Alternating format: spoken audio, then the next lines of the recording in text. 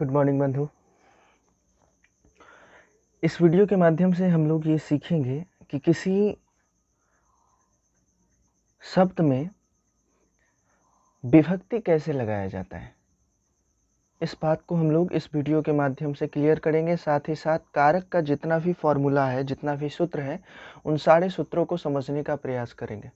ठीक है, तो चलिए स्टार्ट करते हैं। सबसे पहला बात बंधु कि यदि हम किसी शब्द में विभक्ति लगाने वाले होते हैं तो इससे पहले हम लोगों को शब्दरूप याद करने की ज़रूरत है। हम लोगों को सबसे पहले शब्दरूप याद करना होगा। किसका किसका? बालक, जो कि आप देख रहे हैं। इसके साथ ही साथ कौन सा? नदी, साधु, मुनि, लता, अस्मद और युष्मद। ठीक है, इतना शब्दरूप हम लोगों को याद करने की बहुत ज़्यादा आवश्यकता होगी। ठीक है, अब सुनिए, जैसे कोई इंसान आया, बोला कि आप हिमालय में पंचमी विभक्ति लगाइए। हिमालय में कौन सा विभक्ति? हिमालय में बोल रहा है कि पंचमी विभक्ति आप लगाइए। ठीक है, तो हिमालय में पंचमी विभक्ति अगर लगाने कह रहा है तो हम कैसे लगाएंगे?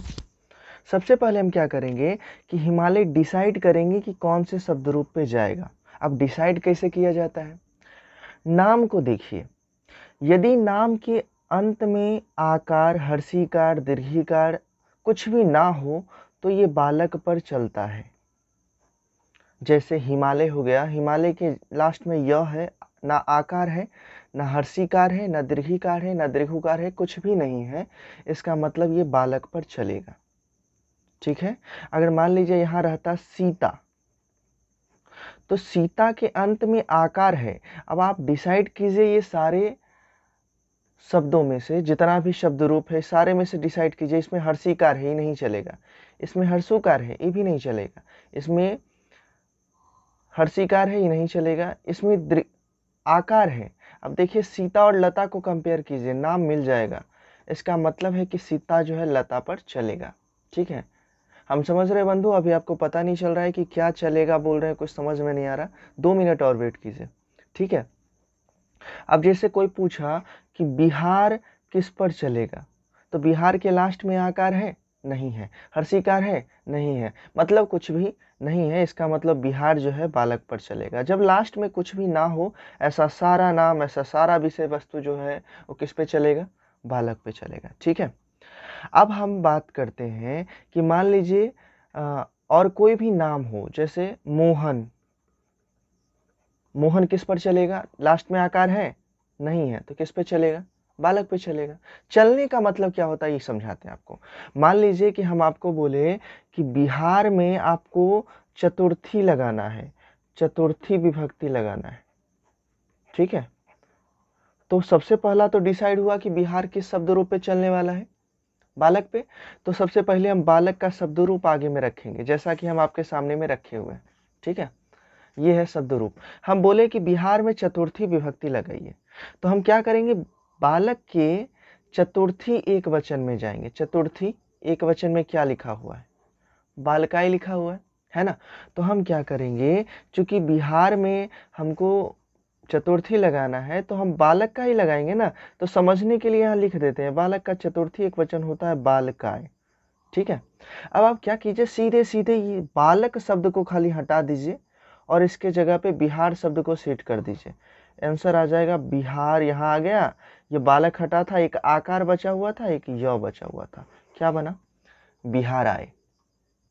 बात समझ में आ रहा है? अब मान लीजिए हम आपसे बोले कि भारत में षष्ठी विभक्ति लगाइए।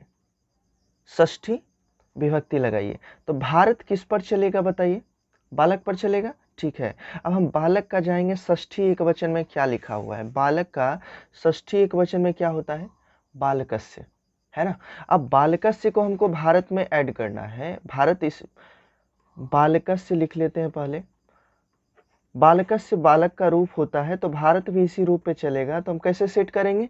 बालक यहाँ से काट के हटा देंगे और इसके जगह पे भारत सेट कर देंगे, तो क्या बन जाएगा? भारतस्य। शायद आप बात को समझ रहे हैं, ठीक है, समझ में आ रहा है।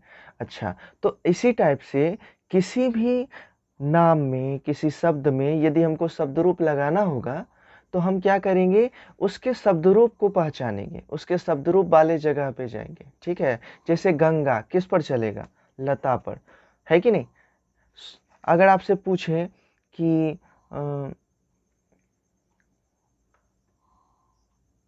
सोनी किस पर चलेगा, सोनी नौ दीर्घिकार है ना, बताइए नौ दीर्घिकार किस में है, इशारे में इस पे है, तो इस पे चलेगा, है कि नहीं।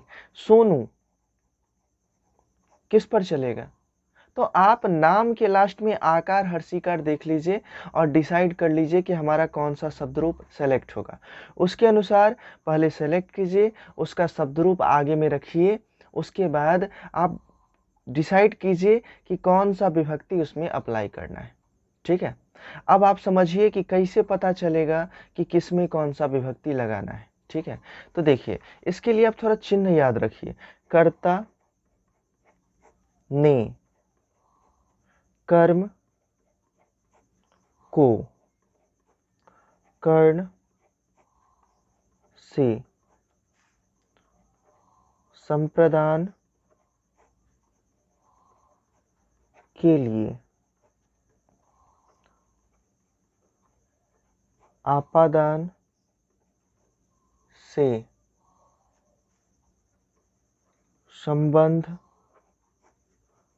का, के, की, अधिकरण में, पर। अब समझिए कैसे हम विभक्ति डिसाइड करते हैं कि क्या किस में लगेगा, ठीक है। अब जैसे एक सेंटेंस देखिए, आपसे हम बोले राम ने रावण को मारा, ठीक है। तो विभक्ति डिसाइड जो होता है वो यहां से होता है, चिन्ह से। जैसे ने शब्द किसके साथ लगा हुआ है, ने के पीछे वाले वर्ड को देखिए, राम, तो ने किसका चिन्ह होता है, कर्ता का, है ना। तो हम क्या करेंगे, राम डिसाइड हो गया कि इसमें प्रथमा विभक्ति लगेगा, ठीक है। यहाँ देखिए को किसका चिन्ह होता है, कर्म का, है ना। तो को जो है कर्म का चिन्ह है, इसका मतलब को के पीछे रावण है, रावण में कौन सा विभक्ति लगेगा, दूसरा विभक्ति लगेगा। आप समझ रहे होंगे। अब हम समझ रहे हैं कि जैसे बोले कि राम में द्वितीय विभक्ति लगेगा, यहां समझते हैं राम में, बोले कि राम में द्वितीय लगेगा, राम ने रावण को मारा, है ना। तो राम ने यहाँ पे डिसाइड हो गया, इसमें एक विभक्ति लगेगा, प्रथमा विभक्ति। यहाँ को चिन्ह आया, कर्म का चिन्ह है, इसके मतलब कर्म दूसरे नंबर पे आता है, रावण को, ठीक है। अब लगाना कैसे, राम किस पे चलेगा, लता पे, आकार है लास्ट में, नहीं, मुनि पे, हर्षिकार है लास्ट में, नहीं, मतलब इसके लास्ट में कुछ नहीं है, ये बालक पे चलेगा। तो बालक का प्रथमा एक वचन देखिए, बालक का प्रथमा एक वचन होता है बालकः। यहाँ से हम क्या करेंगे, बालक हटा देंगे, समझाने के लिए यहाँ बालक हम लिख दे रहे हैं, देख लीजिए, हम आपको समझाने के लिए यहाँ बालकः लिख लिए, क्यों, क्योंकि राम इसी पे चलने वाला है, ठीक है। अब यहाँ से बालक शब्द को काटेंगे और यहाँ राम सेट करेंगे, तो क्या हो गया, रामः, क्या हो गया यहाँ पे, राम हुआ, है ना। अब रावण को, रावण भी तो बालक पे चलेगा, तो बालक का द्वितीय एक वचन क्या है, बालकम, है ना, बालकम। इसका मतलब है रावण को बालकम पे सेट करना है, तो यहाँ आप समझने के लिए बालकम लिख लीजिए। अगर आप नहीं समझ पाते हैं तो आप क्या कीजिए, बालकम लिख लीजिए, यहाँ से बालक काट के यहाँ रावण सेट कीजिए, रावणम। शायद वीडियो थोड़ा लेट बन रहा है बंधु, लेकिन शायद आपके दिमाग में जा रहा होगा कि हम क्या बोलना चाह रहे हैं, ठीक है, समझ में आ रहा है। चलिए, अब अगर तत्काल इसके लिए अगर बनाए तो इसका ट्रांसलेशन जो बनेगा वो बनेगा रामः रावणम अहनत, ठीक है। राम ने रावण को मारा, रामः रावणम अहनत। ये क्यों हुआ, ये सब बारी बारी से हम लोग सीखेंगे। आज के इस वीडियो में हम लोग सिर्फ सीख रहे हैं विभक्ति कैसे अप्लाई किया जाता है, ठीक है। चलिए, अगर हम बोलते हैं कर्ण से, वह बोला, एक सेंटेंस देखिए, वह कलम से लिखता है, वह कलम से लिखता है। तो आप चिन्ह देखिए, ये से चिन्ह जो है सहायता का बोधक होता है, ये से सहायता दिखाता है और ये से अलग होना दिखाता है। ठीक है, तो अब अगर हम बोले कि वह कलम से लिखता है, सॉरी बंधु कलम होगा, वह कलम से लिखता है, इसका मतलब से चिन्ह ये दिखा रहा है कि कलम में तृतीया विभक्ति लगेगा। ठीक है, अच्छा अब हम बात करते हैं कि तृतीया लगेगा तो कलम किस शब्द रूप पे चलने वाला है, बालक पे चलेगा। तो बालक का तृतीया एक वचन क्या होता है, बालक का तृतीया एक वचन होता है बालकीन। तो हम यहाँ बालकीन लिख लेते हैं, बालकीन लिख लिए। अब यहाँ से हम बालक को काट देंगे और यहाँ कलम लिख देंगे। बालक को काटने के बाद ऊपर एकार बचा था और नीचे 9 बचा था, क्या सेट हुआ, कलमीन। तत्काल हम आपको इसका ट्रांसलेशन बता दें, इसका होगा सह कलमीन लिखती।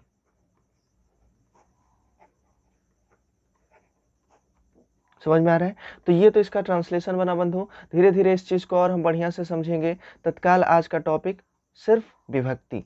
ठीक है, अब जैसे यह वस्त्र ब्राह्मण के लिए है, के लिए है।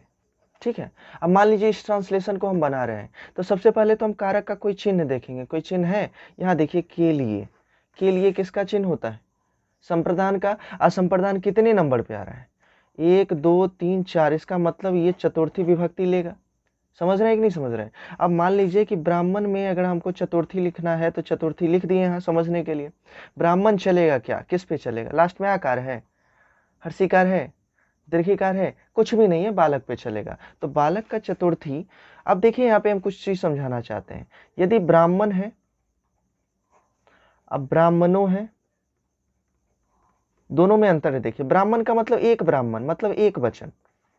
ठीक है, अब ब्राह्मणों का मतलब बहुत ब्राह्मण माने बहुवचन।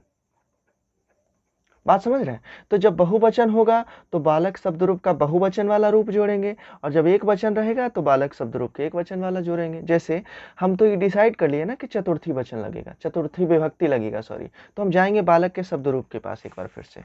बालक का शब्द रूप क्या है, बालक का शब्द रूप चतुर्थी एक वचन अगर रहेगा तो बालकाय होता है, और अगर ढेर सारे ब्राह्मण होते तो बालकीय भय हो जाता। सेट कर लेते हैं दोनों पे। अगर मान लीजिए ब्राह्मण है तो बालकाय होता है, बालकाय। ठीक है, बालकाय हो गया। और अगर ब्राह्मणों है तो हो जाएगा बालकीय भय पे सेट होगा। समझ रहे होंगे क्यों बालकाय और बालकीय भय लिखे।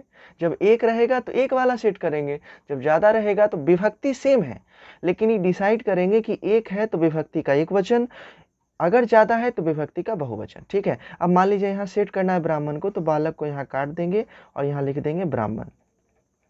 देखिए आकार बचा हुआ था, आकार दे दीजिए, सेट क्या हुआ, ब्राह्मण आए। ठीक है, क्लियर हुआ। और इसका हो जाएगा बालकीय भय, तो यहाँ से बालक को काटिए, बालक कट गया, इसके जगह पे ब्राह्मण पहले लिख लीजिए, ब्राह्मण। ऊपर देखिए एकार बच रहा था, ये दे दीजिए, और भय। सेट करने शायद हम, मेरे समझ से आपको आ गया होगा बंधु कैसे विभक्ति लगाया जाता है, आपादान से। ठीक है, अब मान लीजिए कि आपसे बोला कि वृक्ष से पत्ते गिरते हैं, वृक्ष से पत्ते गिरते हैं। तो एक चीज नोटिस कीजिए बंधु कि से जो है कर्ण में भी होता है और आपादान में भी होता है। समझ रहे हैं। अब क्या कि से जो है यहाँ सहायता होगा और आपादान से अलग होने का बोध होगा। अब मान लीजिए दो सेंटेंस आपको बोलते हैं, वृक्ष से पत्ते गिरते हैं और वह आंख से देखता है, आंख से देखता है। ठीक है, अब मान लीजिए कि इस सेंटेंस को यदि आप देख रहे हैं, वृक्ष से पत्ते गिरते हैं, तो यहाँ से आ रहा है वृक्ष से, और वृक्ष से यहाँ पत्ता अलग हो रहा है। समझ रहे हैं कि नहीं है, वृक्ष से पत्ता यहाँ अलग हो रहा है, तो यहाँ पे हम इसको बोलेंगे वृक्ष में जो है पंचमी विभक्ति लगेगा, क्योंकि ये आपादान है। वही देखिए वह आंख से देखता है, तो से फिर से आया, लेकिन क्या आंख अलग हो जाता है, जैसे जब हम किसी चीज को देखते हैं तो हमारा फिर से आंखिया बाहर चल जाता है, शरीर से आंख अलग हो जाता है, नहीं ना। यहाँ कुछ अलग नहीं होता, इसका मतलब आंख की सहायता से देख रहे हैं। ये सब खुद का सेंस है बंधु, आराम से समझ सकते हो आप।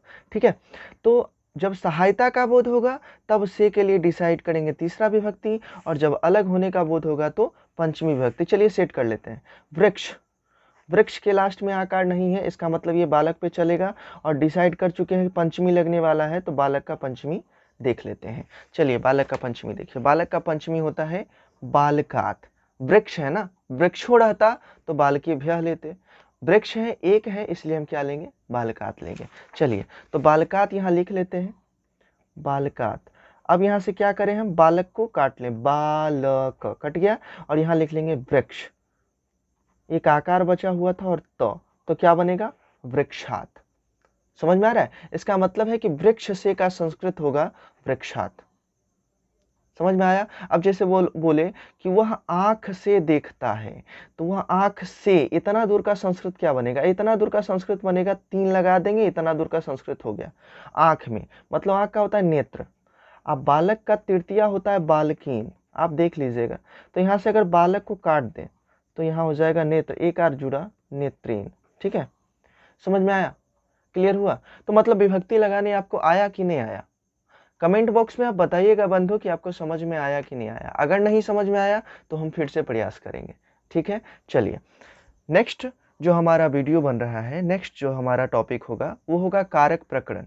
ठीक है, तत्काल एक और उदाहरण देख लेते हैं। जैसे एक और उदाहरण देखिए, एक उदाहरण आया क्या कि भारत की राजधानी दिल्ली है। इस अनुवाद को अगर हम बनाने जाएंगे तो क्या कोई चिन्ह कारक का दिख रहा है, की, जो कि होता है किसका, का के की, कितना नंबर वाले का होता है, देख लीजिए 1 2 3 4 5 6, 6 नंबर वाले का होता है। इसका मतलब इसमें षष्ठी विभक्ति लगेगा, समझ रहे हैं। अच्छा, अब देखिए भारत की राजधानी की से पता चल गया कि ये इतना दूर जो है, इतना दूर के लिए षष्ठी विभक्ति लगाया जाएगा। ठीक है, भारत में कौन सा विभक्ति लगाया जाएगा, षष्ठी। अब देख लेते हैं भारत नाम कैसा है, भारत क्या लास्ट में आकार है, अगर यहाँ आकार होता तो ये लता पे चलता, अगर यहाँ पे हर्षिकार होता तो ये मुनि पे चलता। ठीक है, अगर यहाँ पे दीर्घिकार होता तो ये नदी पे चलता, अगर ये यहाँ पे हर्षुकार होता तो ये साधु पे चलता, और अगर कुछ भी नहीं है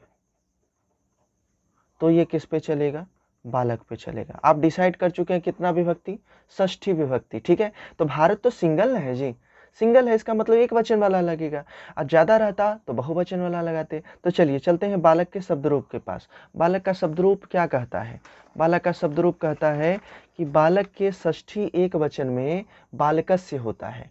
तो यहाँ भारत में यहाँ षष्ठी एक वचन इसका बालकस्य हो जाएगा, बालकस्य हो जाएगा। तो बोलिए भारत का क्या हो जाएगा, बालक हटा दीजिए, बालक हट गया, और यहाँ लिख देंगे भारत, आधा स और यो भारतस्य। समझ में आ रहा है। तो यहाँ पे जो बनेगा इसका ट्रांसलेशन वो होगा भारतस्य राजधानी, भारतस्य क्यों हुआ समझ में आ गया होगा, भारतस्य राजधानी दिल्ली, पर सिंपल राजधानी दिल्ली अस्ति।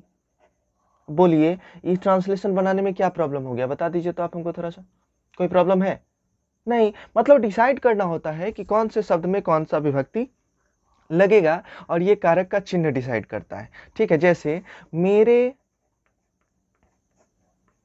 गांव में अनेक वृक्ष हैं। ठीक है, मेरे गांव में अनेक वृक्ष हैं। सबसे पहले मेरे का तो मम होता है संस्कृत बंधु। ठीक है, अब गांव में ये देखिए किस चिन्ह का है, देख लीजिए तो कोई चिन्ह है यहाँ पे, ने नहीं है, को नहीं है, से नहीं है, के लिए नहीं है, से नहीं है, का के की नहीं है, लेकिन में या पर, में आया ना, में मतलब अधिकरण, अधिकरण मतलब कितना नंबर, 7वां नंबर, 7वां नंबर मतलब 7वां विभक्ति। शायद आप समझ गए होंगे। तो चलिए अभी हम लगाते हैं कि मेरे गांव में, इसका मतलब यहाँ सप्तमी विभक्ति लगेगा। गांव का संस्कृत होता है ग्राम। ठीक है, गांव का संस्कृत क्या होता है, ग्राम। क्लियर। अब ग्राम में हम क्या लगाएंगे, ग्राम में हम क्या लगाने वाले बंधु, ग्राम में हम लगाएंगे सप्तमी। तो ग्राम किस पे चलेगा, आकार है नहीं, इसका मतलब यहाँ पे बालक पे चलेगा। और बालक का सप्तमी एक वचन हम देख लेते हैं, बालक का सप्तमी एक वचन होता है बालकी। इसका मतलब है कि अगर बालक का सप्तमी होता है क्या, अगर बालक का सप्तमी होता है बालकी, तो गांव में अगर हम सप्तमी लगाए तो ये क्या बनेगा, बालक यहाँ से काट देंगे तो सिर्फ एक आर बचेगा, यहाँ ग्राम लिख के एक आर दे देंगे, ग्राम का क्या हो जाएगा, ग्रामे। इसका ट्रांसलेशन देख लेते हैं बंधु, मम ग्रामे अनेकाः वृक्षाः संति। थोड़ा समझने का कोशिश कीजिएगा बंधु, यदि है आता है तो अस्ति लिखते हैं, ठीक है के लिए अस्ति लिखते हैं और था के लिए आसीत लिखते हैं संस्कृत, ठीक है। लेकिन यही हे में यदि जिस चीज के बारे में हे बोल रहे हैं यदि वो ज्यादा है, एक से ज्यादा है, तो अस्ति के बदले संति का प्रयोग किया जाता है। जैसे एक वृक्ष है, एकः वृक्षः अस्ति, अनेक वृक्ष हैं मतलब अनेकाः वृक्षाः सन्ति, है के लिए एक समय पे अस्ति लिखे और दूसरे समय पे संति लिखे, इसीलिए यहाँ पे जो इसका बनेगा, मेरे गांव में अनेक वृक्ष हैं, मम ग्रामे अनेकाः वृक्षाः सन्ति। बात समझ में आया, मम ग्रामे अनेकाः वृक्षाः सन्ति। ये बस सिंपल छोटा सा प्रयास बंधु, ताकि आप लोगों को एग्जाम में अच्छा से अच्छा नंबर आ सके, ठीक है। यदि आपको वीडियो अच्छा लगता है तो आप इसको लाइक कर दीजिए और हो सके तो थोड़ा बहुत व्यूज बढ़ा दीजिए बंधु, ताकि मोटिवेट हो, ठीक है। हम ये नहीं कहते सब्सक्राइब बढ़ाइए या कोई सब्सक्राइब कीजिए, अगर आपको लगता है कि मतलब वीडियो अच्छा बन रहा है तो थोड़ा सा मोटिवेट कीजिए, ताकि और भी बनाने में मज़ा आए। थोड़ा बड़ा ही सुनने में ना मज़ा आता है, इससे थोड़ा सा मोटिवेशन मिलता है कि यार और अच्छा से समझाते हैं, ठीक है। तो कमेंट बॉक्स में बताइएगा, क्लियर। तो हमारा जो है ये विभक्ति वाला जो टॉपिक था वो शायद हम आपको समझा पाए हैं। अगर अभी भी आप नहीं समझे तो चलिए हम लोग जो है नेक्स्ट जो होगा नेक्स्ट वीडियो में इस चीज को समझ लेंगे। चलिए बंधु, नेक्स्ट वीडियो जो हमारा बन रहा है वो है कारक प्रकरण पे, ठीक है।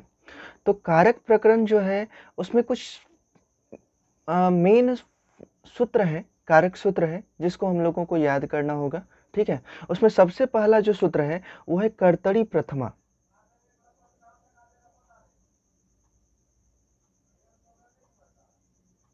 क्या है, कर्तरी प्रथमा, ठीक है। तो कर्तरी प्रथमा सूत्र क्या है, ये बोलता है कि कर्ता कारक में प्रथमा विभक्ति होती है। ये हमको याद करने का है कि कर्ता कारक में प्रथमा विभक्ति होती है, किस सूत्र में बताया गया है, कर्तरी प्रथमा सूत्र में बताया गया, ठीक है। अब एक इसमें समझते हैं कि क्वेश्चन कैसे पूछेगा। आपसे पूछेगा कि रामः गृहं गच्छति किस सूत्र का उदाहरण है, ठीक है। ऑप्शन में आपके पास 3-4 सूत्र लिखा रहेगा, तो आप इस फॉर्मूला को, इस अनुवाद को याद कर लेंगे कि रामः गृहं गच्छति, ये जो है ये फॉर्मूला किस में बताया गया है, ये अनुवाद किस में बताया गया है, कर्तरी प्रथमा में बताया गया है। बात समझ में आ रहा है, ठीक है। नेक्स्ट वीडियो की तरफ चलते हैं। इसमें जो नेक्स्ट टॉपिक है वो क्या है, वो बोला कि कर्मणि द्वितीया सूत्र। इस सूत्र में ये बोला जाता है कि कर्म कारक में द्वितीया विभक्ति होती है। कर्म कारक मतलब, कर्म कारक, कर्म मतलब जिसमें को चिन्ह रहे, जैसे कर्म मतलब को, जिसको किया जाए, ठीक है। कर्ता माने जो काम को करता है, ठीक है। और कर्म माने जिस काम को किया जाता है। अब जैसे हम बोले कि वह पुस्तक पढ़ता है, वह पुस्तक पढ़ता है, तो आप बताइए यहाँ पे कर्ता कौन, पढ़ने वाला वह, ये कर्ता है, ठीक है। अच्छा, कर्म कौन, यहाँ को चिन्ह छुपा हुआ है, देखिए वह किसको पढ़ता है, पुस्तक को पढ़ता है, इसका मतलब ये कर्म है और ये क्या है, ये क्रिया है। बात समझ में आ रहा है, ये कर्ता, ये कर्म और ये क्रिया, ठीक है। तो क्या बोला गया कि कर्मणि द्वितीया, कर्म कारक में द्वितीया विभक्ति होती है, ठीक है। और कर्ता कारक में कौन सा विभक्ति होती है, प्रथमा। तो वह का तो वैसे सा होता है, पुस्तक किस पे चलेगा, बालक पे चलेगा। कर्म कारक में कौन सा विभक्ति होता है, द्वितीया, मतलब पुस्तक। बालक का द्वितीया एक वचन होता है बालकम, तो ये हो जाएगा पुस्तकम। बात समझ में आ रहा है। पढ़ना का होता है पठ, पठती। समझ में आ रहा है, चलिए ठीक है। तो आगे बढ़ते हैं। अगला जो सूत्र है वो है अभितः परितः सर्वतः योगे द्वितीया। क्या बोल रहा है, अभितः परितः सर्वतः योगे द्वितीया, इन शब्दों के योग में द्वितीया विभक्ति होती है। याद कैसे करना है, अभितः का मतलब होता है दोनों ओर, परितः का मतलब होता है चारों ओर, और सर्वथा का मतलब होता है सभी ओर। इन सभी ये तीन शब्द जिस चीज में जाके लगते हैं ना, उस चीज में द्वितीया विभक्ति लगता है। जैसे एक सेंटेंस देखिए कि गांव के चारों ओर वृक्ष हैं। ठीक है, गांव के चारों ओर वृक्ष हैं, तो ये चारों ओर जो शब्द ऐड हुआ वो किस में ऐड हुआ? गांव में, है ना। तो गांव में जो है द्वितीया विभक्ति लगेगा। ठीक है, गांव में द्वितीया विभक्ति लगेगा। क्यों लगेगा? कोई पूछा क्यों लगेगा, तो आप बोलिएगा कि एक सूत्र हम पढ़े हैं कि अभिता परिता सर्वतः योगे द्वितीया, मतलब ये तीन शब्द जिसमें जुड़ता है उसमें द्वितीया लगाया जाता है। जब हम मम ग्राम पे या अस्माकम देश पे या अस्माकम विद्यालय पे, मतलब कोई भी आदर्श ग्राम पे जब अनुच्छेद लिखेंगे तो इस सूत्र का बहुत ज्यादा उपयोग होगा। ठीक है, तो अभी हम बता दिए कि जैसे हम बोले कि गांव के चारों ओर वृक्ष है, तो चारों ओर का तो संस्कृत सूत्र बता रहा है कि अभिता परिता, परिता मतलब क्या होता है? चारों ओर। तो चारों ओर का संस्कृत परिता आ गया, लेकिन ये चारों ओर जुड़ किस में रहा था? गांव में। तो गांव में बोला कि ये तीन शब्द अभिता परिता और सर्वता जिसमें जुड़ेगा उसमें द्वितीया लगाना है। तो चारों ओर गांव में ना जुड़ा हुआ है, गांव में द्वितीया लगाएंगे। गांव का होता है ग्राम, इससे पता चला ये बालक पे चलेगा। ठीक है, तो बालक का द्वितीया एक वचन होता है बालकम, बालक हटा दीजिए, यहाँ हो जाएगा ग्रामम। देखिए ग्रामम परितः वृक्षाः, अब चारों ओर है तो एक वृक्ष तो चारों ओर होगा नहीं, चारों ओर ढेर सारा वृक्ष हो जाएगा, तो ये हो जाएगा ग्रामम परितः वृक्षाः सन्ति। हम क्या बोले थे? यदि एक है तो अस्ति, ज्यादा है तो संति। बात समझ में आ गया होगा। चलिए उसी टाइप से अगर मानिए कि अगर आपको रहता कि गांव के दोनों ओर वृक्ष हैं, दोनों ओर वृक्ष हैं। ठीक है, तो गांव का तो ग्रामम हो ही जाता। क्यों ग्रामम होता? क्योंकि दोनों ओर जो है वो किस में जुड़ा हुआ है? गांव में। गांव दोनों ओर का होता है परि अभितः, ग्रामम अभितः वृक्षाः सन्ति। हाँ या ना?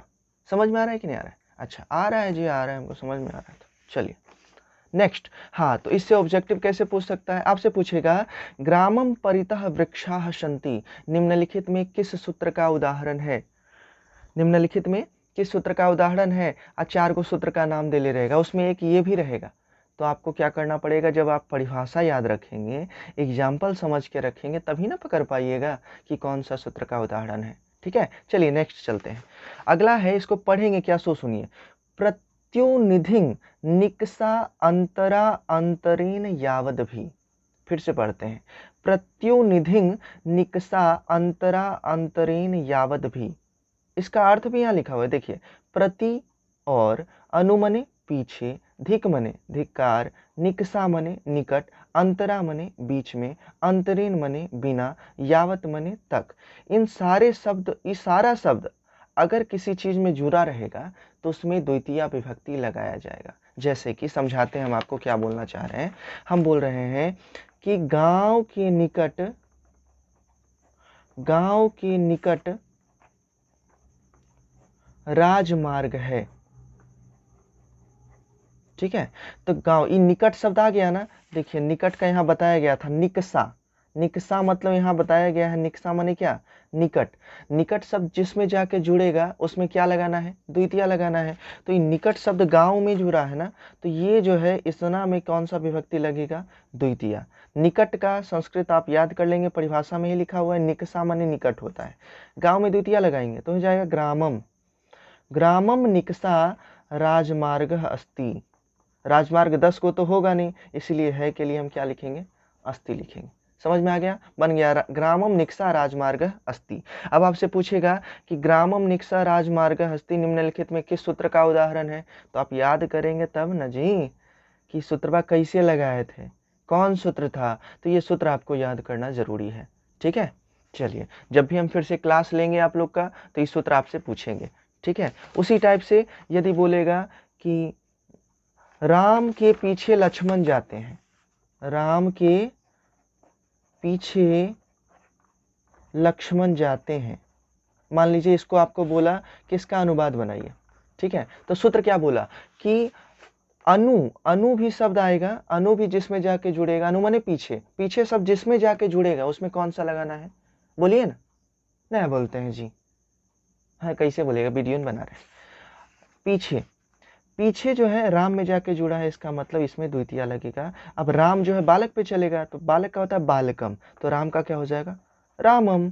पीछे का क्या, अनु, रामम अनु लक्ष्मणः जाते हैं, गच्छति। एक वीडियो और बनाएंगे बंधु, गच्छति क्यों हुआ यह समझाने के लिए, आप परेशान मत होइए। रामम अनु लक्ष्मणः गच्छति, राम के पीछे लक्ष्मण जाते हैं। चलिए नेक्स्ट, अगला जो सूत्र है आप ये सूत्र याद कर लेंगे। अगला जो सूत्र है वो है क्रिया विशेषणे द्वितीया। ठीक है, अगला सूत्र यहाँ आप देखिए, यहाँ लिखा हुआ है क्रिया विशेषणे द्वितीया। ये सूत्र भी हम लोग याद करेंगे। क्या बोलता है, क्रिया विशेषण पदों में एक वचन होता है किंतु यह सदा क्लिवलिंग एक वचन में रहता है। ठीक है, आप सिंपल सिंपल ऐसा हटाइए, देखिए जब भी क्रिया विशेषण होगा ना तो उसमें द्वितीय विभक्ति लगाना है। ये सब फलना चिलना मत याद रखिए। ठीक है, अब जैसे क्रिया विशेषण क्या कहते हैं, क्रिया विशेषण माने जो क्रिया की विशेषता बतलाए। अब जैसे बोलता है कि हवा धीरे धीरे चलता है, चलती है, धीरे धीरे चलती है। बादल धीरे धीरे गरजता है, बादल धीरे धीरे गरजता है।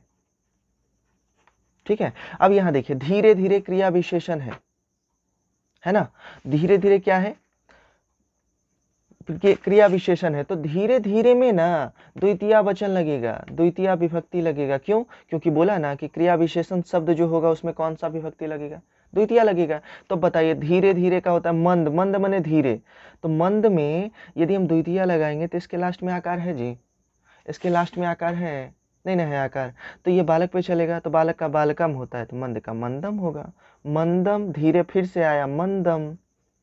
ठीक है, मेघा होता है मंदम, मंदम गरजना का गर्जंती, मेघा, मंदम मंदम गर्जंती मेघा। मंदम मंदम क्यों हुआ, क्योंकि ये क्रिया विशेषण था, और क्रिया विशेषण पदों में कौन सा विभक्ति होता है, द्वितीय विभक्ति होता है ना। तो यहाँ पे हो गया मंदम मंदम गर्जंती मेघा, मतलब कि मतलब कि यहाँ पे द्वितीय विभक्ति लगा। क्यों लगा, क्योंकि एक सूत्र होता है क्रिया विशेषणी द्वितीय, उसमें ये बताया जाता है कि क्रिया विशेषण पद में द्वितीय विभक्ति होती है। शायद आप समझ गए होंगे। चलिए नेक्स्ट, अगला है काला ध्वन रोत संयोगे द्वितीय। इस सूत्र को समझेंगे, काला धन रोत संयोगे द्वितीय। ठीक है, अब ये सूत्र क्या है, बोलता है कि कालवाची एवं मार्गवाची शब्दों में यदि क्रिया का अतिशय लगाव हो तो द्वितीय विभक्ति होता है। ये सब मत समझिए, समझिए बस इतना कि जहाँ पे डिस्टेंस दूरी बताया जाएगा ऐसे सेंटेंस में, ठीक है, दूरी को हम हमेशा द्वितीय वचन में लिखते हैं। ठीक है, दूरी जब भी लिखेंगे तो उसको द्वितीय वचन में लिखेंगे। समझ में आ गया, समय को जब हम लिखेंगे तो द्वितीय वचन में लिखेंगे। क्लियर हो गया। अच्छा, जैसे अगर हम बोले कोस, एक कोस, तो ये तो दूरी ना है जी, एक कोस है तो इसका हो जाएगा कोसम। ठीक है, कोस को क्रॉस बोलते हैं तो क्रोसम लिखेंगे। ठीक है, कोस में क्रोसम क्यों हुआ, क्योंकि मार्गवाची शब्दों में दूरी उड़ी बताने में द्वितीय विभक्ति लगता है। अब पूछा कहाँ से तोरा पता चल लो, पता कहाँ से चल लो बउआ, तो हम उसको बोलेंगे कि काला ध्वन रुत संयोगी द्वितीय सूत्र में बताया गया था कि जब भी काल लिखा जाता है या मार्ग का दूरी उरी बताया जाता है तो उसको द्वितीय विभक्ति में लिखते हैं। जैसे जैसे क्या, नदी कोस तक टेढ़ी है, नदी कोस तक टेढ़ी है, टेढ़ी है, ढेढ़ी लिख दिए। चलिए हम समझ गए होंगे। तो यहाँ लिखेंगे नदी का होता है नद्यः कोस, दूरी है ना, तो ये हो जाएगा नद्यः क्रोसम कुटिला। कुटिला माने होता है टेढ़ा, कुटिला है का मतलब क्या, अस्ति। समझ में आ रहा है? तो ये हो गया नद्यः क्रोशम कुटिला अस्ति। क्यों क्रोशम हुआ ये आप समझ गए होंगे। अब आपसे पूछेगा नद्यः क्रोशम कुटिला अस्ति निम्नलिखित में कौन सूत्र का उदाहरण है, और उसमें एक ऑप्शन रहेगा काला ध्वन रोत संयोगे द्वितीया। इसका मतलब है कि हम आंख बंद करेंगे, दिमाग बंद करेंगे और टिक मार देंगे। किसमें? इसमें। ए में रहेगा तो ए में, बी में रहेगा तो बी में, सी में रहेगा सी में। समझ में गया है? आ गया होगा, आपको समझ में आ गया होगा। चलिए नेक्स्ट। तो अगला जो सूत्र है वो है क्या? करने तृतीया। समझिए करने तृतीया माने ऐसे भी समझ रहे हैं कर्ता कर्म कर्ण, तीसरा नंबर पे आया। इसका मतलब ऐसे भी करण कारक में तृतीया लगेगा। बुर्बक समझता है, नहीं समझ में आता है कि? चलिए आता है समझ में, इसको बता दिए कि हमको समझ में आता है कि करण में तृतीया विभक्ति लगता है। ठीक है, अब समझिए करण कारक में तृतीया विभक्ति होता है, ये साफ साफ यहाँ लिखा है। कौन सी दिक्कत है? हम लिख लेते हैं, अभी समझा भी रहे थे पीछे आपको। मैं कलम से लिखता हूँ, मैं कलम से लिखता हूँ। अब बताइए कि ये करण है कि नहीं है, सहायता हो रहा है कि नहीं? तो इसे भी कलम में तृतीया विभक्ति लगेगा। मैं का होता है अहम, ठीक है, कलम, ठीक है, तो कलम में हो जाएगा कलम तृतीया। बालक पे चलेगा तो बालकीन होता है, तो ये हो जाएगा कलमीन। लिखना का लिखामी हो जाएगा। अच्छा ये लिखामी क्यों होगा हम आपको नेक्स्ट वीडियो में बताएंगे, तत्काल ये इसका आंसर होगा। समझ में आ गया? तो इस सूत्र भी आप समझ गए, सूत्र को याद कर लेना है। चलिए अगला सहार्थी तृतीया, बड़ा ही वीवीआई क्वेश्चन, इससे ना बड़ा वीवीआई ऑब्जेक्टिव पूछता है। ठीक है, थोड़ा और जूम करते हैं इसको। हाँ बढ़िया से देखिए, सहार्थी तृतीया। सहार्थी तृतीया में क्या कहा? सह, सह, फिर क्या? साकम, फिर सार्धम, समम, शब्दों के अर्थ में तृतीया विभक्ति होती है। अब ये सब शब्द क्या है? ये तीनों का अर्थ होता है ना साथ। क्या होता है? साथ। तो कोई पूछे कि सहार्थी तृतीया सूत्र तुमको याद है, तो बोलना हाँ हमरा सर जी बतैलखिन हल। कहाँ? वीडियोबा में कुछ ही कि सहार्थी तृतीया में की बोलल जाता है कि सह साकम सार्धम समम आदि शब्द जिसमें जाके जुड़े न उसमें तृतीया विभक्ति लगता है बउआ। माने कौन सी? जैसे एक ट्रांसलेशन आया, बोले कि साथ उसका अर्थ होता, बोला राम के साथ सीता जाती है, राम के साथ सीता वन जाती है, वन गई कर देते हैं। चलिए ये तो चली गई बात, सच्चे सच्चे बता रहे हैं कि नहीं? तो राम के साथ, ये देखिए के साथ आया ना, वो तीनों वडवा का अर्थ के साथ ही होता है। इसका मतलब के साथ किसके साथ जुड़ा? राम के साथ। तो राम में तृतीया लगेगा। पूछा काहे राम में तृतीया लगा, तो हम बोलेंगे कि ई वाला एगो सूत्रवा नहीं पढ़ लियल, वीडियो बाम बतैल खुनल। सहार्थी तृतीया ओकरा में हले सह साकम सार्धम समम आदि शब्द जिसमें जाके जुड़े। यहाँ संस्कृत नहीं जुड़ल है लेकिन ओकर हिंदिया जुड़ल है ना जी राम में, तो राम में तृतीया लगेगा तो हो जाएगा रामीन। काहे अब नहीं बताएंगे। रामीन के साथ का सह साकम होवे करता है, लिख दीजिए सह, रामीन सह। सीता, सीता तो सीता हो गया। वन तो वन हो गया। वनम होगा कि नहीं? अच्छा यहाँ को लगल है कि नहीं? को तो वनम हो जाएगा, वनम। अगच्छत हो जाएगा। अब यह अगच्छत क्यों हुआ हम आपको नेक्स्ट वीडियो में बताएंगे। समझ में आया? चलिए ठीक है, अब हम लोग आते हैं फिर से टॉपिक पे। सहार्थी तृतीया सूत्र आपको याद कर लेना है। आपसे हो सकता है पूछे कि रामेण सह सीता गच्छति निम्नलिखित में किस सूत्र का उदाहरण है, मतलब कि अनुवाद दे देगा, अब बोलेगा सूत्र बा बताओ। तो होशियार खाली आप अगर परिभाषा याद कीजिएगा तब तो दिक्कत है सर। परिभाषा याद कीजिए और सूत्र वो याद कीजिए। ठीक है, हिंदी समझ लीजिए। रामेण सह सीता गच्छति, राम के साथ सीता जाती है। सीताय साकम लक्ष्मण तिष्ठति, सीता के साथ लक्ष्मण बैठता है। समझे कि नहीं समझे? चलिए अगला अपवर्गीय तृतीया। ठीक है, अपवर्गीय तृतीया। अपवर्गीय तृतीया क्या सूत्र है इसको समझिए थोड़ा। अपवर्गीय तृतीया बोलता है कि कार्य समाप्ति या फल प्राप्ति को अपवर्ग कहते हैं और इस अर्थ में कालवाचक और मार्गवाचक शब्द में तृतीया विभक्ति होता है। समझ में आ गया ना? ठीक है, अब जैसे बोला कि मासीन व्याकरणम अधितम, एक महीने व्याकरण पढ़ लिया। अब बोलिए व्याकरण तो पढ़ लिया है ना, तो व्याकरण पढ़ लिया तो यहाँ पे क्या कितना दिन पढ़ा, समय में लगाना है। कालवाची में मार्गवाची में तृतीया लगाना है। तो कितना पढ़ा? एक के महीना न पढ़ा जी, तो एक महीना का हो जाएगा क्या? मासीन। अब मासीन क्यों हुआ? यहाँ देखिए मासीन लिखा हुआ है। मासीन क्यों हुआ? क्योंकि बोला कि कार्य समाप्ति के बाद जो समय रहेगा उसमें तृतीया लगाना है, तो मास जो है बालक पे चलेगा, तो बालक का तृतीया होता है बालकीन, तो मास का मासीन होगा कि नहीं। क्या पढ़ा था? व्याकरणम। अधितम मने होता है अध्ययन करना। समझ गए होंगे। अच्छा देखिए, अब जो है ना एगो और भी आई सूत्र आया, येनांग विकार। इस सूत्र याद करिए लीजिएगा अभी। बोला ना कि जिन अंगवाचक शब्दों से शारीरिक विकार की सूचना मिलती है उसमें तृतीया विभक्ति होती है। जैसे बोला ना कि कोई ऐसा अंग जिससे लगे कि शरीर में विकार है, वो अंग में तृतीया लगता है। बोला ना वो आंख से बहिरा है। छुट्टुम जी ऐसी बोले मजाक, वो आंख से कभी बहिरा होगा? नहीं होगा जी, वो आंख से अंधा है। बोला तो आंख से अंधा है, विकार किस में? आंख में, तो आंख में तृतीया लगेगा। समझ गए। वो कान से बहरा है। अरे बहरा है सर, कौन अंग से विकार है? कान से ना, तो कान में तृतीया लगेगा। समझ रहे होंगे बंधु आप। वह पैर से लंगड़ा है, लंगड़ा तो है बंधु, किससे? पैर से ना, तो पैर में क्या लगेगा? पैर में क्या लगेगा? बोलिए ना। नहीं बोलते, तृतीया लगेगा। समझ रहे हैं ना। अब देखिए इसका जो उदाहरण दे ले वो समझा देते हैं। अक्षना काना माने वो आंख से अंधा है। ठीक है, आप इसको नेत्रेन काना भी बोल सकते थे। क्यों? क्योंकि नेत्र का तृतीय वचन लगाएंगे तो बालक पे चलेगा, तो नेत्रेन काना हो जाएगा।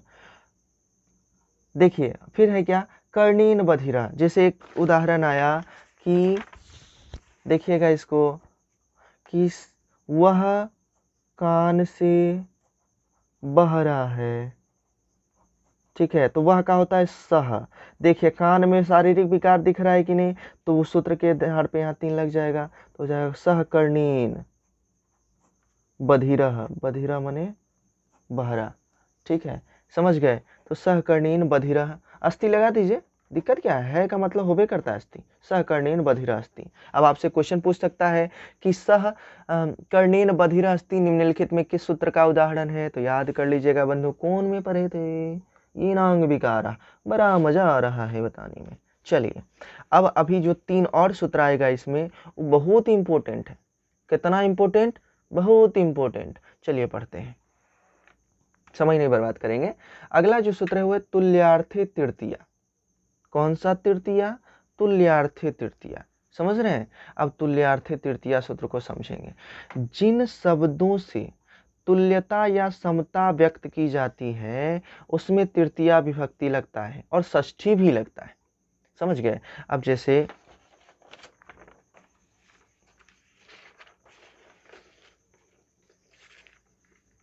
जैसे तुलना किए कि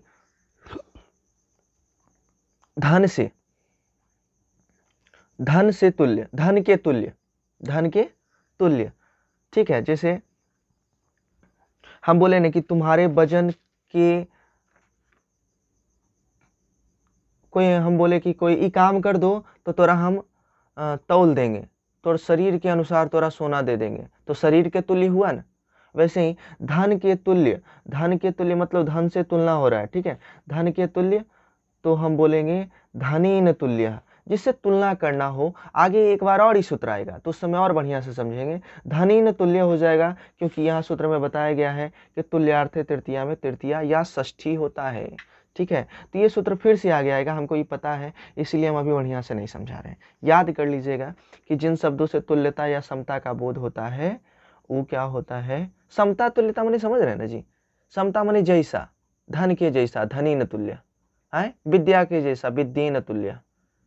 समझ में आ रहा है कि नहीं? विद्या, अच्छा विद्या बालक पे चलेगा, विद्येन हम बोल दिए। मास्टर वो पागले है, विद्या बोलिए तो लता पे नहीं चलेगा जी, आकार न है। हाँ ये याद दिला दिए, थोड़ा भुलाइएगा नहीं। हेतो तृतीया पंचमी च, बहुत ही इंपॉर्टेंट सूत्र। हेतो तृतीया पंचमी च, हेतु अर्थात कारण के बोध होने पर तृतीया या पंचमी विभक्ति होता है। जैसे एक सूत्र आपसे एक ट्रांसलेशन पूछ लेगा, क्या पूछ लेगा एग्जाम में कि वह कष्ट से रोता है। वह कष्ट से क्या करता है? रोता है। कारण क्या है? कष्ट है कि नहीं है जी? तो कारण है, तो माने कारण जो रहेगा ना उसमें तृतीया या पंचमी लगेगा। यहाँ तृतीया भी लगेगा और पंचमी भी लगेगा, दोनों में कोई एगो लगा सकते हैं। चलिए बना के दिखाते हैं आपको। वह का हो जाएगा सह, कष्ट माने कष्ट। अब देखिए बालक पे चलेगा कि नहीं, क्योंकि लास्ट में कुछ नहीं है। तो बालक का तृतीया होता है क्या, बालक का तृतीया होता है बालकीन। शायद आप देख रहे होंगे ऊपरा में, ऊपरा देखिए, अरे ऊपरा देखिए, ऊपरा देखिए, नीचे कर दिए बालकीन। पंचमी होता है बालकात, समझ रहे हैं। तो बालकीन अगर होगा तो यहाँ बालक काटे कष्टीन हो गया, समझ गए। अगर बालकात लगाएंगे, इस पे चलाएंगे, यहाँ बालक हटा दीजिए तो क्या हो जाएगा, या बालक हटा दिए तो क्या हो जाएगा, कष्ट लिख दें, कष्ट, बालक के जगह पे कष्ट लिख दिया, ये आकार आ गया तो कष्टात हो जाएगा। तो यहाँ हम लिख सकते हैं सह कष्टीन या कष्टात, दोनों एक साथ नहीं, कष्टीन या कष्टात, सह कष्टीन या कष्टात रुदती, रुदती माने रोना, रोता है, समझ में आ गया। अच्छा देख लीजिए तो इसमें की उदाहरण दे रहे हैं, देखिए क्या बोलता है इसमें। उदाहरण है हर्षेन हर्षात वा हस्ती, वह हर्ष से माने खुशी से, हर्षेन तृतीया वचन, हर्षात पंचमी वचन, पंचमी विभक्ति सॉरी, मतलब कि दोनों में से एक को लिखना है, ऐसे कर देते हैं। अगर हर्षेन वा हस्ती, हर्ष से हंसता है, या हर्षात वा हस्ती, हर्ष से हंसता है, दोनों ही सही है। तो ये सूत्र आप याद कर लीजिएगा। सह कष्टेन रुदती एग्जाम में पूछा जा सकता है कि सह कष्टेन रुदती निम्नलिखित में किस सूत्र का उदाहरण है, तो हम बोल देंगे हंसते हंसते हमारा मास्टरवा पढ़ा दिलखिन है। कौन सा सूत्र, हेतु तृतीया पंचमी च, याद कर लेना है। अगर आपको वीडियो में नहीं दिख रहा है ना, तो हमारे खाली ऑडियो भी सुनिए, आ जाके संस्कृत सहचर खोलिए, आप फिर से इसको पढ़िए, समझ गए होंगे। चलिए अगला जो सूत्र है और भी इंपॉर्टेंट है, देख लीजिए। इत्थम भूत लक्षणे वा उपलक्षणे तृतीया, मने कौन चीज, मने क्या कि जिससे किसी व्यक्ति का पहचान होता होगा, जिस वस्तु से, उस वस्तु में तृतीया या पंचमी लगाना है, सॉरी तृतीय लगाना है जी, पंचमी नहीं लगाना है। जैसे चिन्ह, जिससे कोई चीज, कोई चिन्ह, जैसे वह हल से किसान दिखता है, अच्छा वो पुस्तक से विद्यार्थी दिखता है, तो विद्यार्थी का पहचान किससे जी, पुस्तक से ना, तो चिन्ह जो रहेगा उसमें तृतीया लगाना है। समझ में आ रहा है कि नहीं जी। हाँ देखिए इसको, पुस्तकेन छात्र प्रतीयते, माने कि वह, एजे लिख देते हैं, वह पुस्तक से छात्र प्रतीत होता है। कौन सी से, चिन्ह क्या है, देखिए चिन्ह है पुस्तक, चिन्ह क्या है, पुस्तक, तृतीया इसमें लगेगा, तो वह का हो गया सह, पुस्तक से, पुस्तकेन, छात्र प्रतीत होना, प्रतीयते जी, प्रतीयते होता है, समझ गए ना। तो सह पुस्तकेन छात्र प्रतीयते, वह हल से किसान दिखता है, तो सह हलेन कृषक प्रतीयते, लिख लो है, हम काहे लिखे जी, आए इंक नहीं खत्म होता, नहीं लिखेंगे, समझ गए होंगे, रट लीजिएगा, हाँ रट लीजिएगा तभी ये कोई उपाय है। नेक्स्ट संप्रदाने चतुर्थी, चलिए सूत्र समझाते हैं। संप्रदाने चतुर्थी क्या बोला, संप्रदान कारक में चतुर्थी विभक्ति होता है। अब आप समझिए गए होंगे, संप्रदान कारक माने के लिए चिन्ह है ना, तो के लिए चिन्ह जिसमें लगल रहेगा उसमें चतुर्थी विभक्ति लगाना है। सह ब्राह्मणाय भोजनम पचती, मतलब वह ब्राह्मणों के लिए भोजन बनाता है, बनाना का होता है पचना, पच माने बनाना, पकाना, ठीक है। तो सह ब्राह्मणम भोजनम पचती, मतलब कि वह, अगर बोला कि वह ब्राह्मण के लिए भोजन बनाता है, ब्राह्मण के लिए क्या करता है, के लिए भोजन बनाता है, भोजन बनाता है, समझ रहे हैं। अच्छा थोड़ा ज्यादा जूम हो गया की हो, अच्छा छोड़ो न, सह, इसका तो सह हो गया, ब्राह्मण के लिए देखिए संप्रदान चिन्ह बता रहा है कि इसमें कौन सा लगेगा, चतुर्थी। ब्राह्मणों रहता तो ब्राह्मणे भैया लिखते, हम बताए हैं पीछे, आप एक बार फिर से देखिएगा, तो यहाँ ब्राह्मणाय हो जाएगा, सह ब्राह्मणाय भोजनम, बनाना का होता है पाचती,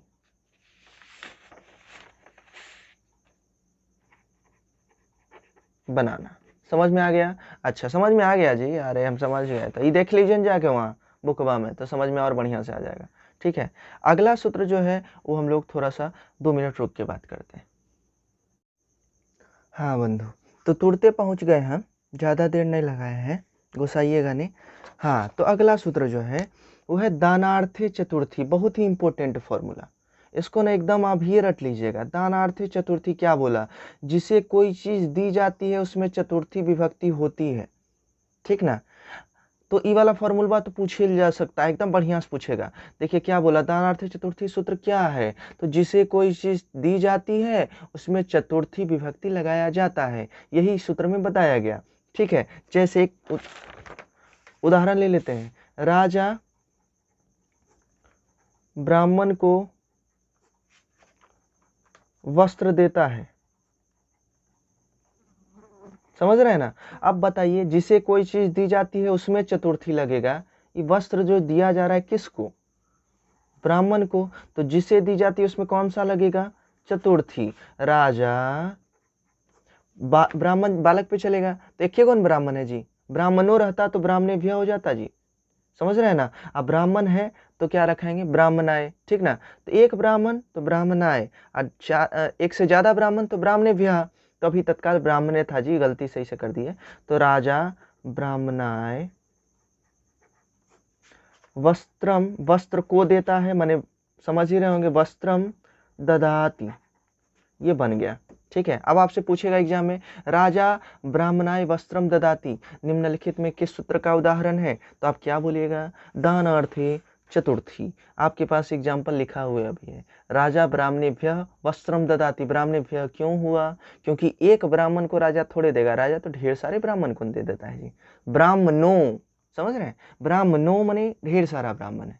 असल में बात थोड़ा क्या है ना कि सर्दी होने के कारण आवाज बड़ा भारी हो गया है, बोल रहे हैं, दुख भी रहा है, लेकिन कोई बात नहीं बंधु, मेरा मेहनत बर्बाद मत कीजिएगा, आप इसको याद कीजिएगा। ठीक है, दानार्थे चतुर्थी सूत्र यही है। ठीक है, अगला तादर्थे चतुर्थी, ये भी एक बहुत ही इंपॉर्टेंट फॉर्मूला है। मतलब कि हम जो जो बता रहे हैं जी वो इंपॉर्टेंट है, ये ले तो बता रहे पूर्वक थोड़े। तादर्थे चतुर्थी, जिसके लिए कोई चीज हो या जिसके लिए कोई क्रिया किया जाए उसमें चतुर्थी विभक्ति लगता है। जैसे पुस्तक अध्ययन के लिए है, पुस्तक अध्ययन के लिए है, तो पुस्तक किसके लिए है? अध्ययन के लिए है, तो जिसके लिए होगा उसमें चतुर्थी लगेगा। ठीक है, तो ऐसे भी देखिए ना सर, हम क्या बोले थे, चिन्ह पहचानिए। पुस्तक अध्ययन, देखिए सर कुछ लिख देंगे, अध्ययन के लिए है, रात हो रहा है, 1 बज रहा है बंधु, पुस्तक अध्ययन के लिए है, 1:30 बज रहा है, सोचो न, के लिए है, तो के लिए किस में लगल है? अध्ययन। सिंपल सा चिन्ह है कि ये इतना दूर में चतुर्थी विभक्ति लगी जाएगा, चिन्ह देखिएगा तो। ठीक है, तो पुस्तक अध्ययन के लिए क्या हो जाएगा? अध्ययनाय, अध्ययनाय। अच्छा, अध्ययनाय क्यों लिखे बताइए? बालक पे ही चलेगा ना, तो बालक का बालकाय होता है, तो अध्ययनाय हो गया। यहाँ देखिए लिखा हुआ है, क्या लिखा हुआ है? अध्ययनाय पुस्तकम, पुस्तक अध्ययन के लिए है। आभूषणाय, देख रहे हैं, आभूषणाय स्वर्णम, ये देखिए आभूषणाय स्वर्णम, मतलब कि जो आभूषण है वो किसके लिए है? स्वर्ण के लिए है। ठीक है, समझ गए होंगे। अगला अगला देखिए, ई भी सूत्र जो है सबसे नीचे देखिए इसको, यहाँ पे ई सूत्र जो है इसको अभी याद कीजिए, तो तुरंत हम जैसे बोलते हैं वैसे बोलिएगा। नमः स्वस्ति स्वाहा स्वधा आलम वसट योगाश्च। नमः स्वस्ति स्वधा आलम वसट योगाश्च आदि शब्दों के योग में चतुर्थी विभक्ति होती है। ठीक है, इन सारे शब्दों का मतलब होता है क्या? इस सारा शब्द जहां पे लगल रहे उसमें चतुर्थी विभक्ति होता है। ठीक है, समझ में आ रहा है? अच्छा, जैसे बोला गणेश जी को प्रणाम है, गणेश जी को प्रणाम है, तो प्रणाम का क्या होता है? नमः होता है। प्रणाम का क्या होता है जी? नमः होता है। नमः माने प्रणाम, तो नमः शब्द किस में जुड़ा? गणेश जी में। गणेश जी को ना प्रणाम कर रहे हैं, है ना, तो गणेश जी में चतुर्थी लगाया जाएगा, तो क्या बनेगा? श्री गणेश, गणेश किस पे चलेगा? बालक पे चलेगा ना जी, तो श्री गणेशाय नमः, श्री गणेशाय नमः, है कि नहीं? क्लियर हुआ? हाँ कि नहीं, बोलिए ना हाँ।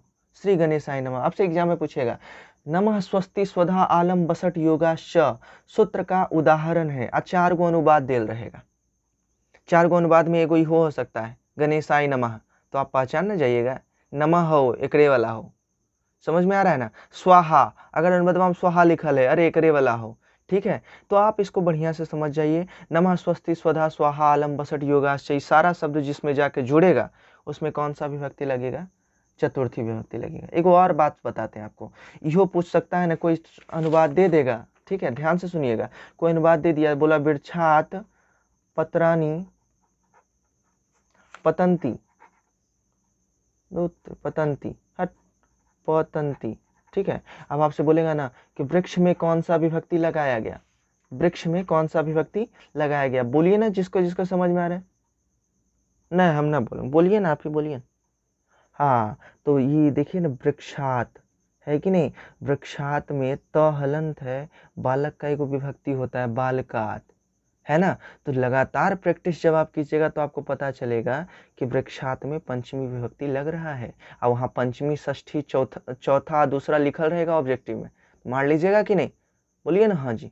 अच्छा, कमेंट में हम बताइएगा कैसे पढ़ाए हैं, अच्छे ना। चलिए, ये भी हो गया। अच्छा, ये देखिए, ये तो और ज़्यादा देखिए, ये सब सूत्रवा छोड़ दे रहे, नहीं बोलिएगा कि सब सूत्रवा को इम्पोर्टेंट ये बताते हैं, नहीं, ये सब छोड़ दिए। ये देखिए, एक और सूत्र आया इम्पोर्टेंट, इसको बोलते हैं क्या, इम्पोर्टेंट। आपको दिख ही नहीं रहा होगा तो नीचे करते हैं, रुच्यार्थानाम प्रियमानः, रुच्यार्थानाम प्रियमानः, क्या हुआ, बोला ना, रुच धातु के योग में जिस व्यक्ति को कोई चीज अच्छी लगती हो उसमें चतुर्थी विभक्ति होती है। अब आप इसको बोल बोल के रटिए, क्या बोलिएगा, रुच धातु के योग में जिसे कोई चीज अच्छी लगती है उसमें चतुर्थी विभक्ति होती है। ये सूत्र किसका है, रुच्यार्थानाम प्रियमानः सूत्र का है, रुच्यार्थानाम प्रियमानः सूत्र का है। अब इतना तो रट लिए, अब समझिए कि बोला क्या। अरे जो चीज आपको पसंद आएगा ना, जो चीज आपको पसंद आएगा, ठीक है, समझ में आ रहा है, तो जिस व्यक्ति को पसंद आता है उसमें लगता है। जैसे राम को मीठा पसंद है, मीठा पसंद है। थोड़ा सा क्लियर कीजिए बंधु, देखिए यहाँ को साइन आ रहा है, अगर आप ये सब सूत्र नहीं याद रखिएगा तो चिन्ह देख के मार दीजिएगा कि इसमें द्वितीया लगेगा। लेकिन यहाँ देखिए कुछ और ही बात है, बोल रहा है कि जिस व्यक्ति को कोई चीज पसंद आता है उसमें चतुर्थी लगता है। मीठा किसको पसंद है, राम को, तो राम में क्या लगेगा, चतुर्थी लगेगा, समझ रहे हैं। अब राम में चतुर्थी किस पे चलेगा, बालक ही बने, तो हो जाएगा रामाय, रामाय मिष्ठानम, पसंद रोचते, रामाय मिष्ठानम रोचते। मुझे दही, दही गलती लिख दिए सर, दही अच्छा लगता है, ठीक है, अच्छा लगता है, मुझे दही अच्छा लगता है, दिखवे नहीं किया, कहाँ से अच्छा लगेगा, मुझे दही अच्छा लगता है, तो मुझे का हो जाता मह्यम। अच्छा, किसे अच्छा लगता है, मुझे को ना, तो यहाँ देखिए इसीलिए हम बोलते हैं अस्मद याद करना जरूरी है। अस्मद में जब आप जाइएगा ना तो मई का चतुर्थी, अगर इसमें चतुर्थी लगेगा तो उसमें बताया गया है कि मुझे का मह्यम होगा, कौन सी, मह्यम, दही का दधी, रोच्यते, कहीं कहीं रुच्यते भी दिखता है सर, देख लीजिएगा, मह्यम दधी रोच्यते। अब पूछेगा यहाँ मह्यम में कौन सा विभक्ति, यहाँ कौन सा विभक्ति है, तो हम यहाँ बोलेंगे कि अस्मद अगर हमको याद है तो ऑटोमेटिक हमको पता चलेगा कि मह्यम कौन सा रूप है, चतुर्थी का रूप है। बात समझ गए। चलिए, तो ये भी सूत्र आपका क्लियर हो गया। बोला ब्राह्मणाय मधुरम प्रियम, ब्राह्मण को मधुर प्रिय है, देखिए ब्राह्मणाय मधुरम प्रियम, ये मधुर किसको प्रिय था, ब्राह्मण को, तो जिसे प्रिय है उसमें चतुर्थी लगता है। तो ब्राह्मण में अगर चतुर्थी लगेगा तो बोलिए बालक पे चलेगा कि नहीं, अब बालक पे चला तो बालकाय हुआ, तो ब्राह्मणाय नहीं होगा जी, बताइए, हो जाएगा। अच्छा चलिए, धारी रुतमर्ण सूत्र, अगला सूत्र है धारी रुतमर्ण। धारी धातु के अर्थ में उत्मर्ण, कर्ज देने वाले में चतुर्थी विभक्ति लगता है, ठीक है, कर्ज जो देगा ना उसमें चतुर्थी लगेगा, ये सूत्र याद कर लीजिएगा।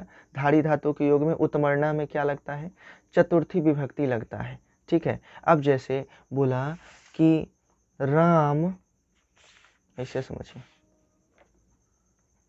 राम मेरा 100 रुपए का कर्जदार है, कर्जदार है। अब बताइए ये जो, अब इसमें क्या बोला, उत्मर्ण, कर्ज देने वाले में चतुर्थी लगता है। इसका मतलब है कि इस 100 रुपया कौन लिया है? राम। और किसका कर्जदार है? मेरा। मने फिक्स हो गया, इसमें चतुर्थी लगेगा। कर्ज देने वाले में चतुर्थी लगता है तो बनेगा राम मेरा का। बताइए, अस्मद याद रहेगा तभी ना मेरा का चतुर्थी बताइएगा। तो मेरा का हो जाएगा मह्यम, अभी तुरते लिखे थे। राम मह्यम, 100 का होता है शतम। कर्जदार मने धार्यति।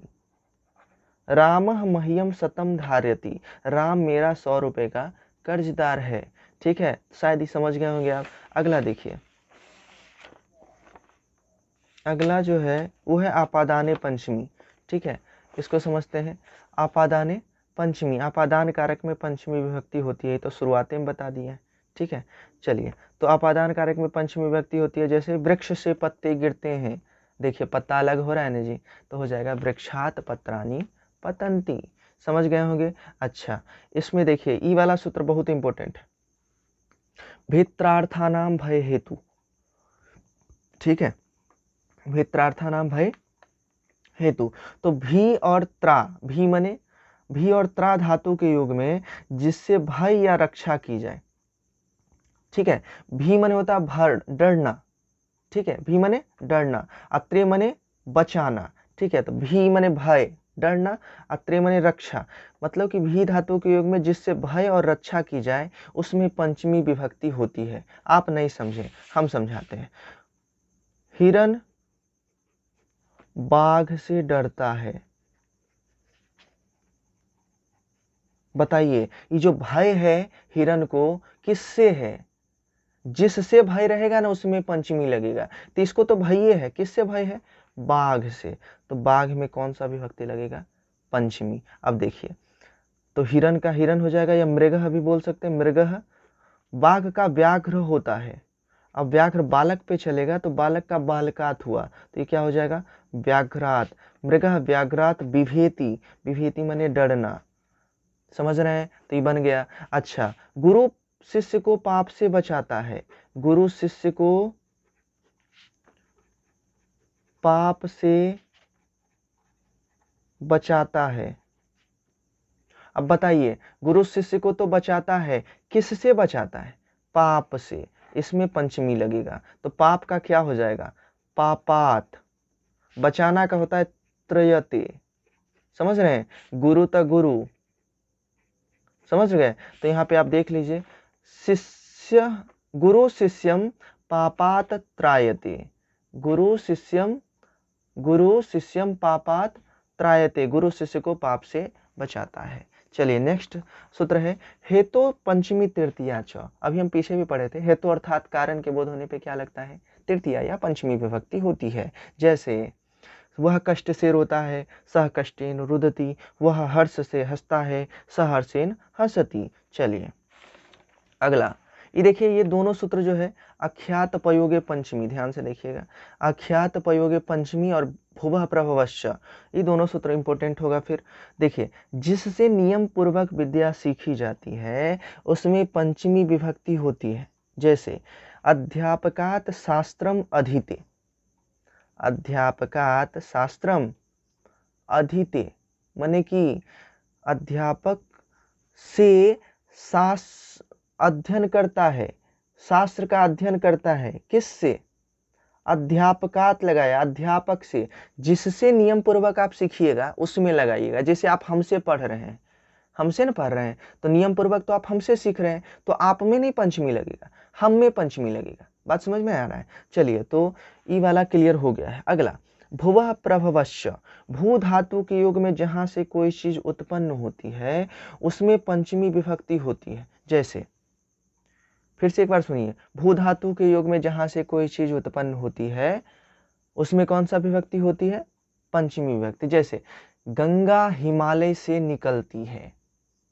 अब बोलिए, गंगा निकलती है तो गंगा कहां से निकलती है? गंगा हिमालय से निकलती है।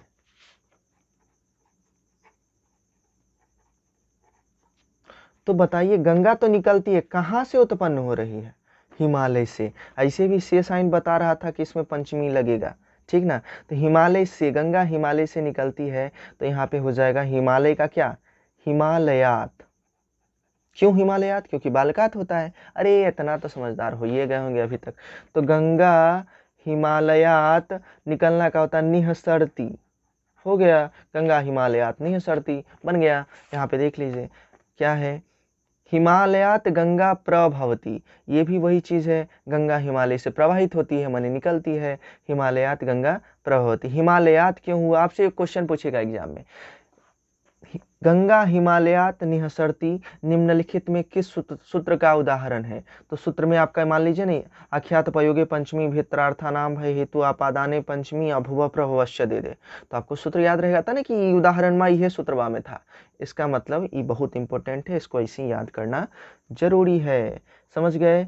चलिए अब हम लोग पढ़ेंगे नेक्स्ट सूत्र को। ठीक है, अब है अगला जो सूत्र है वो है अपेक्षार्थे पंचमी, ये वाला सूत्र, बाकी सब छोड़ दिए। अपेक्षार्थे पंचमी, तुलना में जिससे श्रेष्ठ बनाया जाए उसमें पंचमी विभक्ति होती है। जैसे धन से विद्या बड़ी है, धन से विद्या क्या है? बड़ी है, तो यहां बनाया क्या? धनात विद्या गरीयसी, धनात विद्या गरीयसी। धन से तुलना किससे किए थे जी? धने से ना, विद्या तो बड़ा है, किससे बड़ी है? धन से ना, तो धन में लगा पंचमी, हो गया धनात विद्या गरीयसी, गरीयसी माने बढ़कर है। समझ गए? क्लियर हो गया? अच्छा, दिग्देश कालवाची भी अगला सूत्र है, दिग्देश कालवाची भी, दिशा देश और कालवाचक शब्दों के योग में पंचमी विभक्ति होती है। जैसे गांव के पूर्व दिशा में क्या है? तालाब है, तो किसके दिशा में बोल रहा है? किसके दिशा में? दिशा तो पूरब हुआ, ठीक है, किसके दिशा में? गांव में, तो ग्रामात पूर्वम सरह, जिसके दिशा बोले, जैसे भारत के दक्षिण में क्या है? भारत के दक्षिण में कन्याकुमारी है ना, तो यहाँ भारत के दक्षिण में जिसके दिशा के अथिया है ना, उसमें पंचमी लगाया जाता है। गांव के उत्तर में नदी है, तो ग्रामात उत्तर दिशायाम नदी अस्ति या प्रभवती। ठीक है, समझ गए होंगे? अच्छा, अब मिलते हैं 2 मिनट के बाद। बंधु अब हम लोग लास्ट पड़ाव पे पहुंच चुके हैं, 3 से 4 फॉर्मूला और होगा हम लोगों का संस्कृत में कारक प्रकरण में। ठीक है, अब हम पढ़ते हैं संबंधी षष्ठी, मतलब क्या? संबंध कारक में षष्ठी विभक्ति होती है। जैसे रामस्य गृहम, राम का घर, बताइए राम का घर, का साइन ऐसे भी का के की होता है, तो इससे भी पता चल जाएगा राम का घर। तो यहाँ क्या हो जाएगा? राम में षष्ठी लगेगा, तो बालक का होता है राम, बालकस्य, तो राम का क्या हो जाएगा जी? रामस्य गृहम, वही यहाँ बनाए हुए रामस्य गृहम। समझ में आ गया होगा? आगे बढ़ते हैं। इसमें देखिए मेन सूत्र इसमें जो पढ़ने वाला है वो है क्या? षष्ठी च अनादरे, षष्ठी च नादरे। क्या बोला? जिसका अनादर करके कोई काम किया जाए उसमें सप्तमी या षष्ठी विभक्ति होती है। बहुत इंपॉर्टेंट चीज है ये, इसको आप याद कर लीजिएगा कि जिसका अनादर करके कोई काम किया जाए उसमें सप्तमी और षष्ठी विभक्ति होती है। जैसे जैसे समझिए, जैसे बोला क्या कि रोते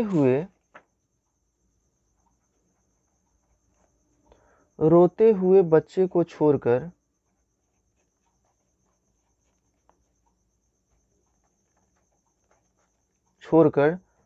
माता चली गई। बताइए यहाँ छोड़कर गई है किसको? बच्चे को ना, तो यहाँ पे जो है अनादर किसका हुआ?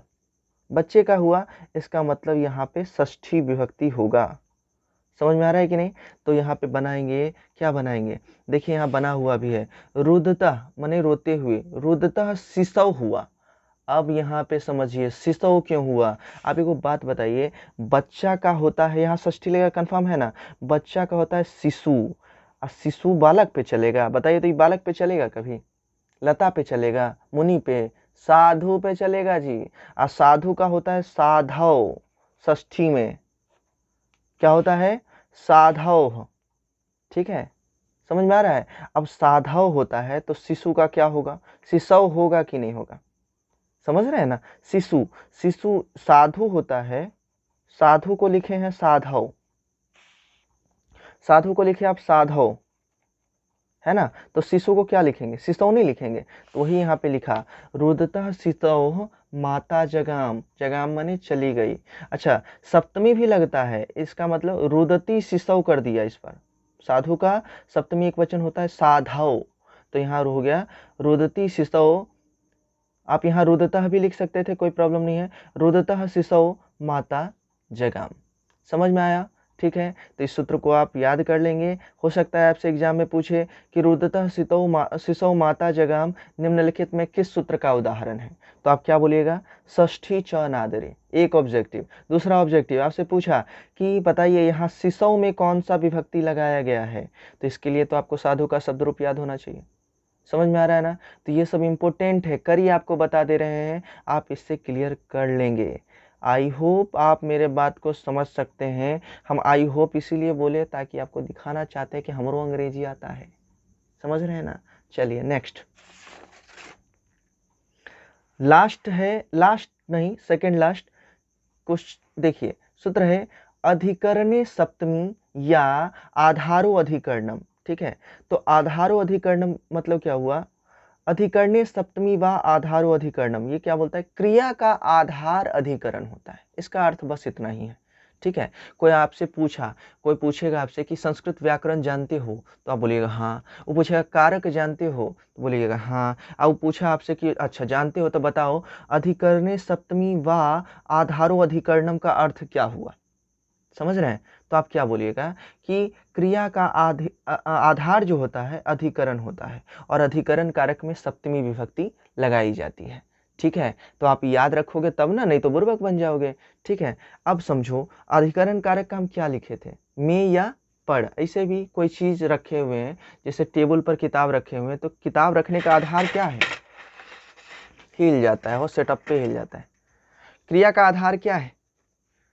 टेबल है। वैसे ही यहाँ देखिए बोला स भूमौ सेते, वह भूमि पर सोता है। अच्छा, भूमि का भूमौ क्यों हुआ? बोलिए बोलिए। वह, देखिए इसको, वह भूमि पर सोता है, तो भूमि, बताइए भूमि मुनि पे चलेगा कि नहीं? भूमि मुनि पे चलेगा ना जी, लिखवो के यहाँ दोनों सेम है। तो भूमि जो है मुनि पे चलेगा, तो मुनि का मुनव होता है। किस में मुनव होता है? सप्तमी में होता है। पर साइन आया है, इसका मतलब यहाँ पे पता चला कि सप्तमी लगेगा। ठीक है, वह का हो गया सह, मुनि है ना। मुनि जो है किस पे चलेगा बता दीजिए? मुनि किस पे चलेगा? भूमि किस पे चलेगा? मुनि पे। तो मुनि का होता है सप्तमी मुनव, तो क्या हो जाएगा? भूमि का भूमौ, है कि नहीं? ठीक है ना। सेते, सेते माने सोना। ठीक है, तो सह भूमौ सेते। क्लियर हुआ? क्लियर हुआ जी? अच्छा, चलिए, और सबसे लास्ट सूत्र जो हम आपको बता रहे हैं, इसके बाद वीडियो एंडिंग हो जाएगा, वो हो जाएगा यतश्च निर्धारणम। क्या? यतश्च निर्धारणम मतलब क्या? कि यदि कुछ व्यक्तियों या वस्तुओं में किसी को श्रेष्ठ बताया जाए, तो जिसको श्रेष्ठ बताया जाएगा उसमें सप्तमी और षष्ठी विभक्ति दोनों हो सकता है, दोनों में कोई एगो। ठीक है, क्लियर हुआ? अब जैसे कवियों में कालिदास श्रेष्ठ हैं। ठीक है, कवियों में कालिदास श्रेष्ठ हैं, तो यहाँ क्या बनाया? कविषु कालिदासः श्रेष्ठः, कविषु कालिदासः श्रेष्ठः। तो इसको इस तरीका से याद करना है कि यतश्च निर्धारणम सूत्र में बोला जाता है कि यदि कुछ व्यक्तियों या वस्तुओं में किसी को श्रेष्ठ बताया जाए, तो उसमें सप्तमी या षष्ठी विभक्ति होती है, और इसका उदाहरण है कविषु कालिदासः श्रेष्ठः या कविनाम कालिदासः श्रेष्ठः। ठीक है, एंडिंग करने से पहले इस पे ऑब्जेक्टिव दिखा दें आपको। आपसे एग्जाम में पूछेगा कि कविषु कालिदासः श्रेष्ठः निम्नलिखित में किस सूत्र का उदाहरण है, तो आप क्या बोलेंगे? यतश्च निर्धारणम। ठीक है, एक बात। दूसरी बात आपसे पूछेगा कविषु कालिदासः श्रेष्ठः में कविषु में कौन सा विभक्ति लगाया गया है, तो आप क्या बोलिएगा? षष्ठी विभक्ति। मतलब घुमा फिरा के एक ही सूत्र से ऑब्जेक्टिव आपसे पूछ सकता है। जयराम जी की। अब मिलते हैं नेक्स्ट वीडियो में। यदि आप और भी इस तरीका का वीडियो चाहते हैं तो कमेंट बॉक्स में ज़रूर बताइए।